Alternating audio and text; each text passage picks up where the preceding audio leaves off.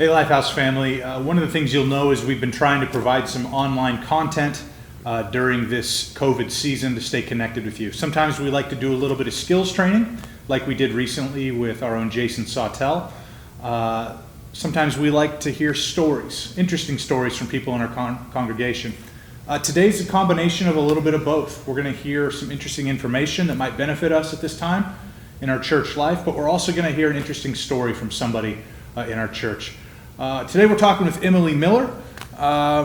She's got a great story. Emily, tell us a little bit about yourself and how you came to be at Lifehouse.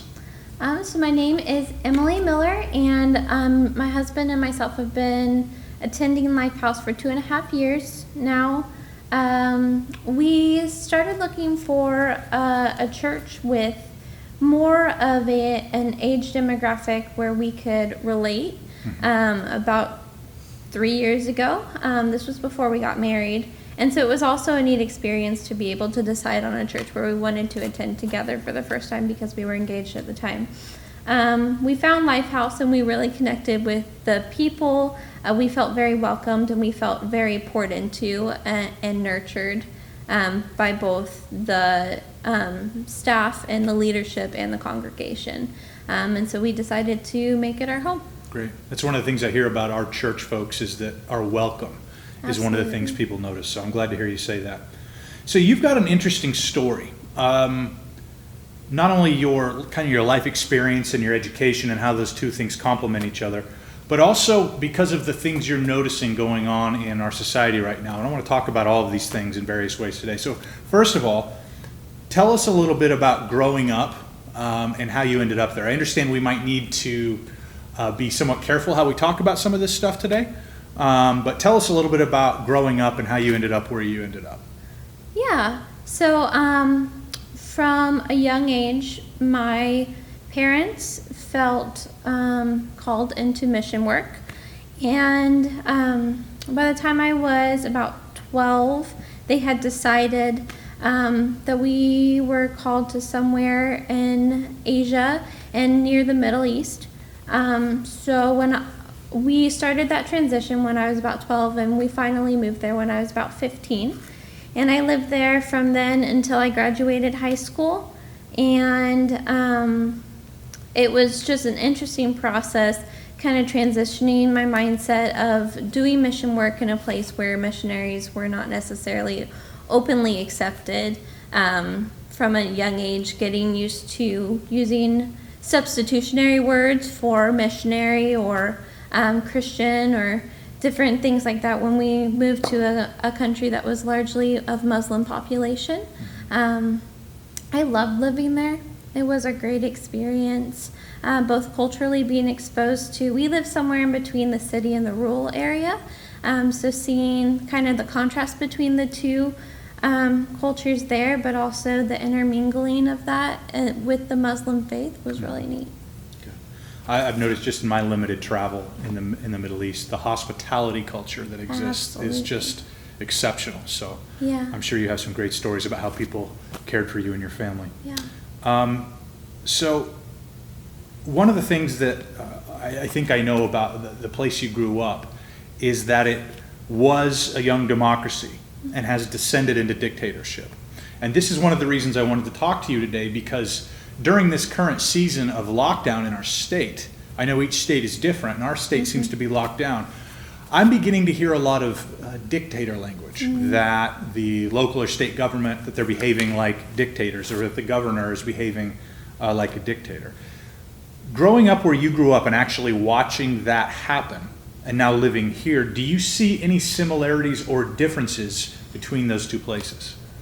Yeah, that's a good question. So I got the chance to live there during a couple elections, and at the time in high school I was very interested in politics starting around that time. So I really paid a lot of attention to the election and to what was going on in the sense of democracy being slowly stripped away. So their current leader, who was the leader at the time, he kind of set himself up to take more power than was originally granted for that office. There were elections that were rigged. obviously the power would go out in whole areas of the country where he was not supported on election day, so then the polling places were closed. Similar things like that. The definition of his role was changed to increase his term limits.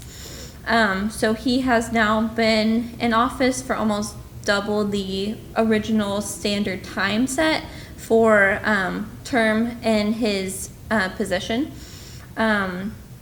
So from that, you can obviously see it turning from a democracy, excuse me, to something that is more leaning towards a dictatorship. And as these elections took place, I noticed even like within the local churches that we would attend, more and more members would stop attending because you could tell their fear was increasing.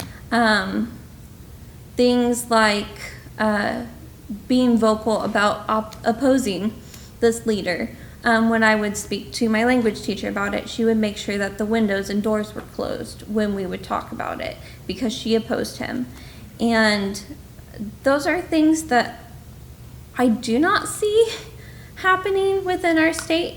That type of fear, not fear of losing rights temporarily, but rather a fear for your life or well-being, for your fear of losing your job because of a belief that you hold. This is not a fear of losing a job because of current situations or because of the economy, such as we are experiencing now, which is directly related to some of the things that the governor has decided upon. But rather fear of losing these things because of something you believe. Those are very different. Right. Yeah. I've got a philosopher buddy. He uses this phrase over and over again, that words make worlds. And it's interesting, when we use the term dictator here in our own culture, it kind of helps create our vision of our own world here. And maybe we begin to believe it. But then hearing your story where you've actually lived through it, it seems quite a bit different. So it just reminds me that words really matter. Absolutely. So thanks for giving us a little bit of insight into that. So when you returned to the States, you went to school here, correct? Yes. And you got a political science degree, right? Tell us a little bit about the education and some of the related experience to that education. Yeah, so I studied public policy with a concentration in government and politics. And through that degree and the classes I had to take, I studied both the makeup of the government, the formation of it. One thing that I like to explain to people, the difference between a political science degree and a public policy degree is public policy focuses more on the administration side of things. Okay. And I think that really developed, it's less theoretical and more understanding how government works practically so that you can use that within the field of working. And because of that, I got the chance to work under both city and county government in different internships. And in doing so, I kind of saw how that process worked. And one of the main things that really stood out to me in all of my learning is that people kind of have this dichotomy mindset where they want things to be done quickly, but they want them to be done right by the government. And it's hard to do both and in a way that preserves freedom. And so when decisions have to be made quickly, the government understands that not everyone is going to be happy, and they're having to weigh these really difficult decisions. Interesting. Because it does seem that a lot of us aren't so much worried how we get there, but just that we get there. Like that the means don't matter so much as the ends. Right. But as people of faith, I know we sometimes get frustrated that things aren't moving along more quickly in society or in a way that we think favors us. Yeah. But I'm of the opinion, I don't know if you'd agree with this, feel free to speak to it, that it's not just how we get there or where we end up politically, but how we get there matters too. Absolutely. And that's the most important thing, I think, for holding our liberties and our freedom in this country is maintaining that process. And I think when comparing speaking to earlier, our state's current government situation with another dictatorship is here, even though we might say our government is overstepping bounds in different ways, we have the means where we can stand opposed to that. That process, when done right, does take a little while. Sure. It is not immediate, and that can be very frustrating, but rest assured your voice can still be heard in this Right. country. Right. Yeah. So, we all wear goggles or have lenses through which we see the world, and I'm guessing that your education has framed the way you see the world a little bit. How do you think, or how do you see the world based on the lenses you wear that might be different than the way some of us see it? I think my education provided me a mindset where I see more of the reasoning behind the breakdown of political beliefs from one side to another, because we do live in a very highly divisive culture right now politically. But breaking down and realizing that there are different levels within those two drastic mindsets, and then not only that, but tracing back culturally where a lot of those thought processes come from, and understanding why people might hold these beliefs allows you to have mercy for them when you might disagree. Sure. And patience with them, understanding they're coming from this mindset that is making them feel attacked for such and such reason because of this cultural background that I can see based on how you are responding. Yeah, there's an exercise that I like to use sometimes called Locate Yourself, where you explain where you're from and your values and how you grew up. It's not so much apologizing for your worldview, it's helping other people to understand why you hold certain values. Yep. So it sounds like just hearing people's stories takes some of that edge off a little bit. Absolutely. Yeah. So context and place matter. It's something I talk about quite a bit in my preaching. And Christians are both part of the wider culture and are a subculture unto themselves. What advice, with your political science eyes and background, public policy, with your public policy eyes and your understanding of government, maybe in a way that some of us don't experience government, what advice would you give us about how we should be conducting ourselves at this very tense time culturally?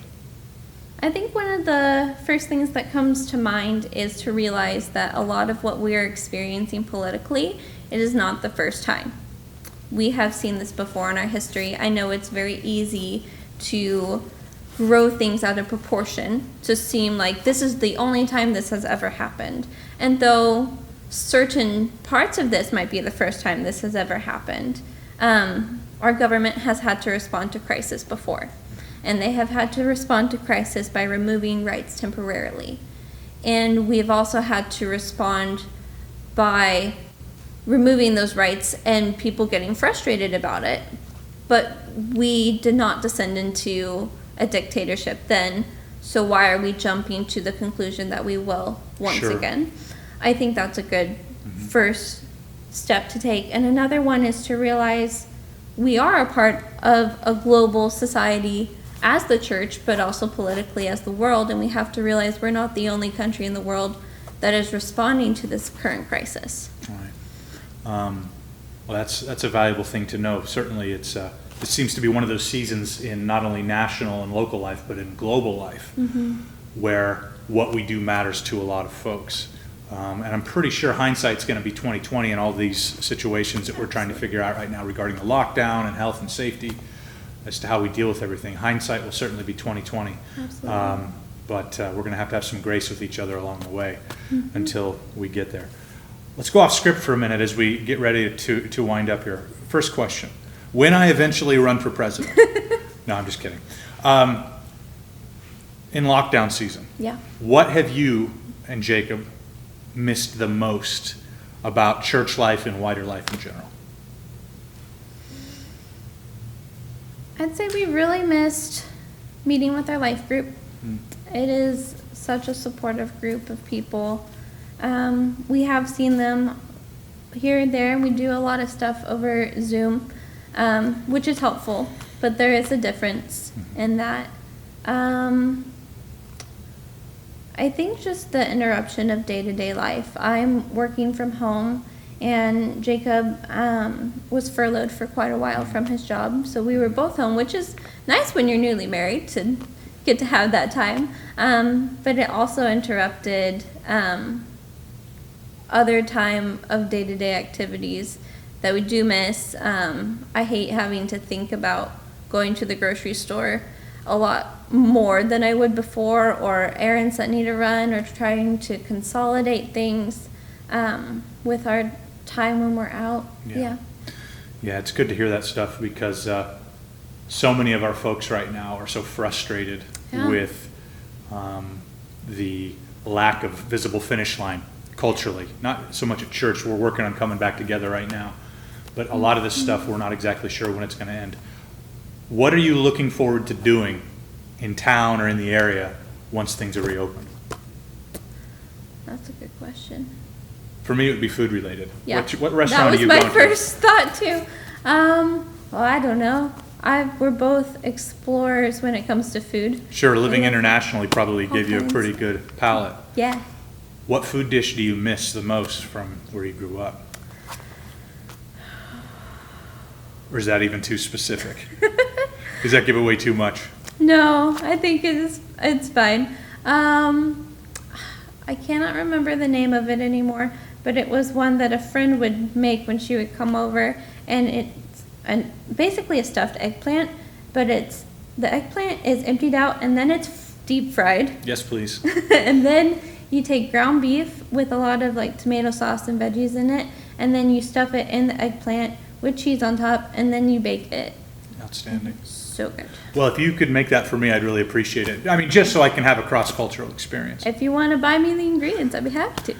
Emily, thanks for sharing a little bit of your story with us today. I'm fascinated by the combination of factors in your background, so thanks for taking some time with us today. Absolutely. Okay, we'll see you soon, folks.